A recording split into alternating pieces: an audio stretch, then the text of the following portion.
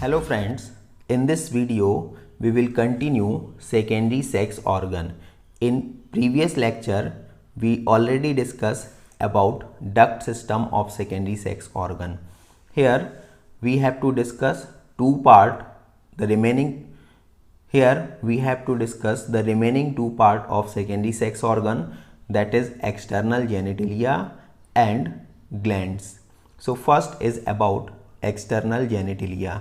As given here, external genitalia is also known as vulva, and under this there are four subtopics. First is hymen, second is labia, third is clitoris, and fourth is mons pubis. So first about hymen. Hymen is a membranous covering around vagina, and this is partial covering. Why this is partial? Because at the time of menses there is a vaginal discharge. To pass out that, space is needed. That's why this hymen is a partial covering around vagina. This hymen is usually getting torn at the time of first coitus. What is coitus? We already know. Coitus, also known as sexual intercourse or copulation. Coitus is a sexual act. In this act, male inserted their external genitalia, that is penis, inside the female reproductive organ, that is vagina.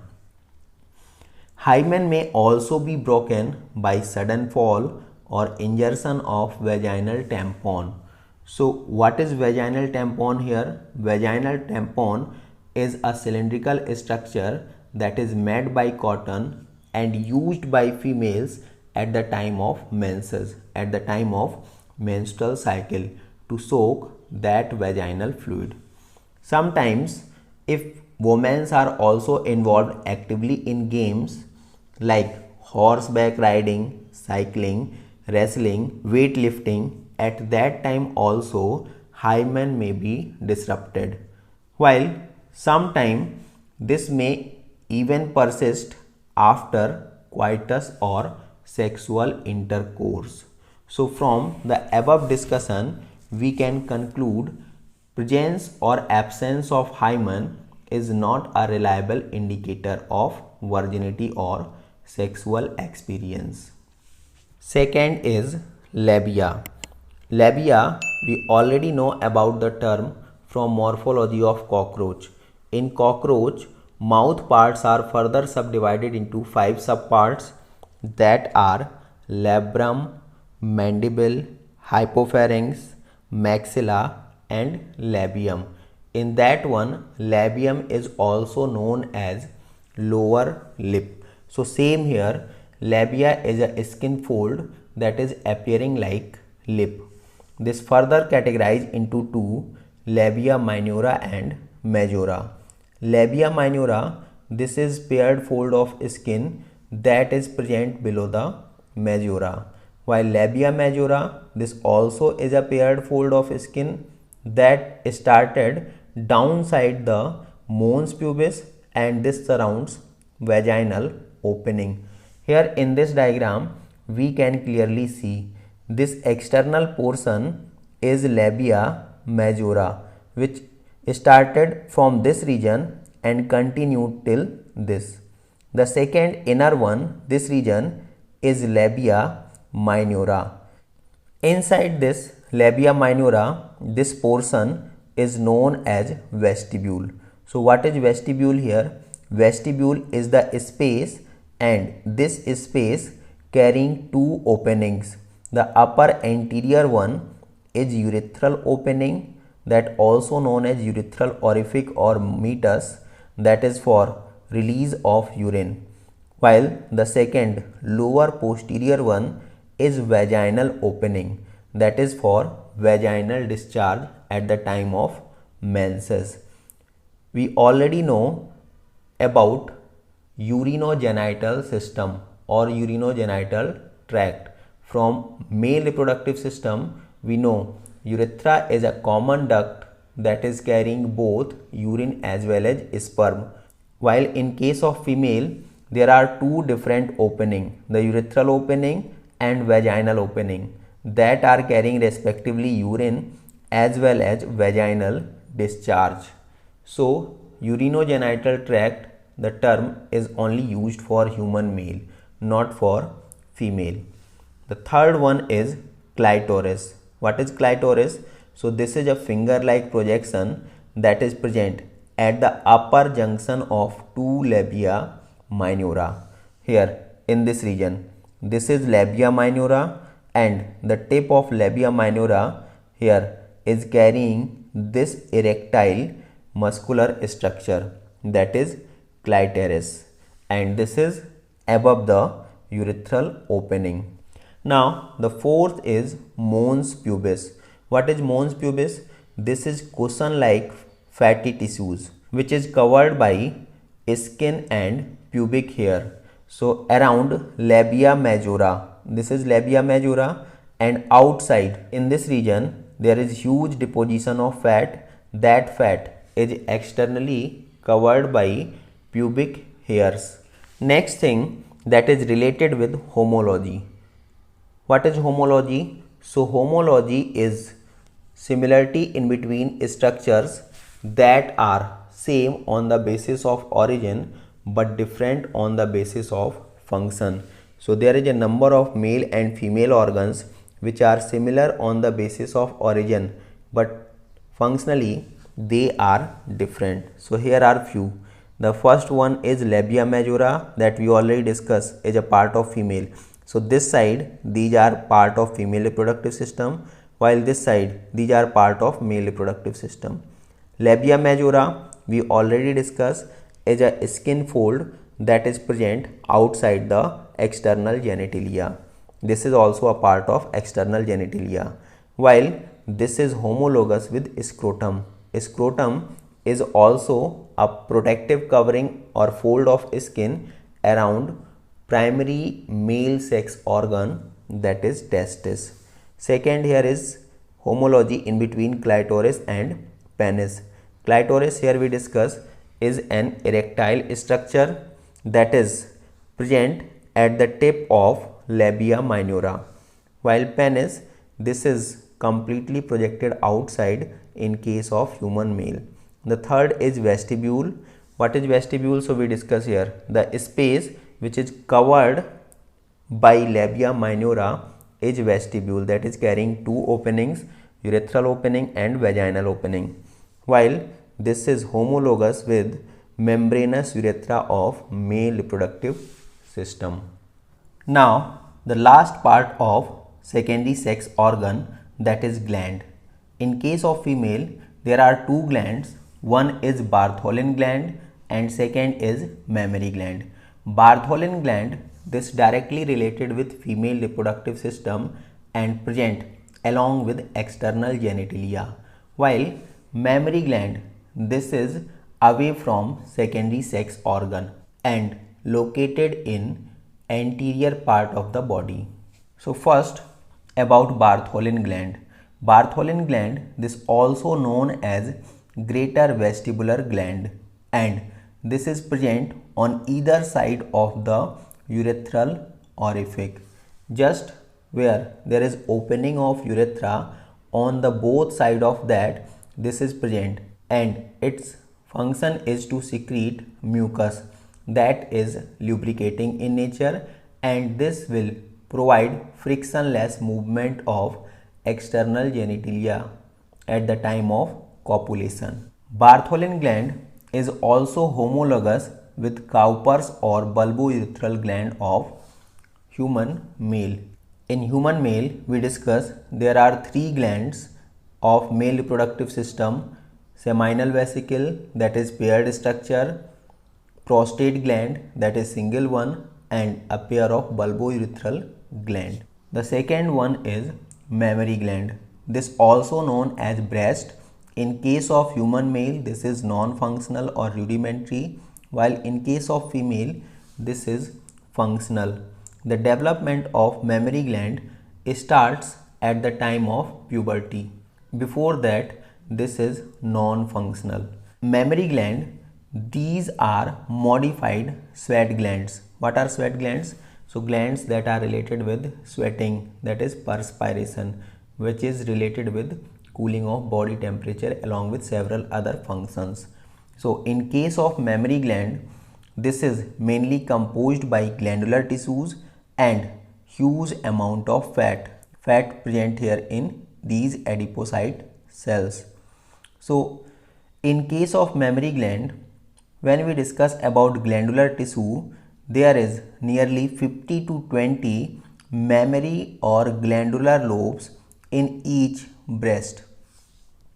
So here in this diagram, this is mammary gland, this whole is mammary gland, and in this we can see these external structures that are given here. These are adipocyte cells that are carrying deposited fat, and here these structures are mammary or glandular lobes. So this is one glandular lobe, this is second here, this is third here, this is fourth here. There are so many that we already discussed about the number. They are 15 to 20 in each breast. Now in each mammary lobe or glandular lobe, there is a number of alveoli. Their number is not fixed. And what are alveoli? So these single spherical, almost spherical structures are alveoli. In lungs, we also discuss alveoli that are air sacs which are filled with air.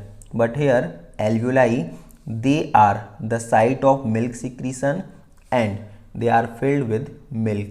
Milk secretion occurs only at the time of parturition or childbirth. Before that, they are emptied. These alveoli open outside by a narrow tube-like structure that is known as alveolar tube. So what is alveolar tube? This is opening of each alveoli, but inside the glandular lobe or mammary lobe. So here we can see about anyone. This is a alveoli, this is another alveoli, this is next one. All they open here by this fine ductules, that is alveolar tube. Now all these tubes are getting fused in a common structure, like here this central structure, that is alveolar duct. So what is alveolar duct? This is sum of all alveolar tubes that comes outside the mammary or glandular lobules. All these alveolar duct here, like this one, this one, this one, all these alveolar duct, when they comes outside of the mammary or glandular lobe, their anterior part is swollen, and that anterior swollen region is known as ampulla. So this is sum of alveolar duct also, and this ampulla finally terminates at the tip of mammary gland, that is known as lenticephorus duct. So this is anterior part of the ampulla. We already know from female reproductive system about fallopian tube, in which there are three parts: infundibulum, ampulla and isthmus. And we also discuss ampulla when fuses with isthmus, that is the site which is known as ampullary isthmic junction, is the site of fertilization. So same thing here is ampulla. So ampulla is any structure that is comparatively wider. So its terminal part is lenticephorus duct, and this comes out totally at the tip of mammary gland, that is known as nipple. This is a pointed structure. Around nipple there is a brown or pinkish circular area. This circular area is known as areola. Here in areola there is a number of areolar gland that are modified sebaceous gland. So this is also very important. Areola carrying which type of glands? That is areolar glands, and they are modified sebaceous gland. Just here in the diagram we can see this is internal side of chest, where there is a number of ribs that are given here connected with intercostal muscles. Pectoralis major is the muscle from which mammary glands are directly connected. Here we have to discuss about few very important points regarding mammary gland. First, Mammary gland, this remains undeveloped until puberty in case of female. Puberty we already discussed is the age of sexual maturity. In female, this varies from 10 to 14 years age. While this develops means mammary glands develops at the time of puberty by the two hormones that are estrogen and progesterone. They both are secreted by ovary. Out of these two, estrogen is mainly responsible for the development of mammary gland. This is primarily responsible, while progesterone also contributes. So this is secondary hormone that needed in the development of mammary gland. Function of mammary gland we already know. Mammary gland is for secretion as well as ejection of milk at the time of pregnancy. So the process of milk secretion and ejection is known as lactation, and this is used for milk feeding of their young ones. Milk production is promoted by a hormone that is known as prolactin, in short PRL. This is secreted from adenohypophysis, that is anterior pituitary of brain. Prolactin hormone, also known as mammotropin or mammotropic hormone, as well as luteotropic hormone. This will be sometimes confused with luteinizing hormone. So luteinizing hormone is also secreted from anterior pituitary, but their target sites are gonads, that are male and female gonads, which is testis and ovary respectively. While luteotropic hormone, their target sites are mammary gland. So this is luteotropic hormone or luteotropin, that also known as hormone of maternity. Milk ejection. After milk production or synthesis, milk ejection, this is promoted by the hormone oxytocin. This is secreted from neurohypophysis, that is posterior pituitary. Actually, posterior pituitary is not secreting any hormone. They are directly synthesized from hypothalamus and supplied to posterior pituitary. Oxytocin, also known as birth hormone, milk ejecting hormone or love hormone. This also causes affection in between baby and their respective mother. The first milk which secreted after childbirth or parturition is known as colostrum or foremilk. Next is about milk composition. So milk mainly composed by fat droplets, milk protein, that is casein, which is slightly yellow in color, milk sugar, that is lactose, responsible for the sweetness of milk.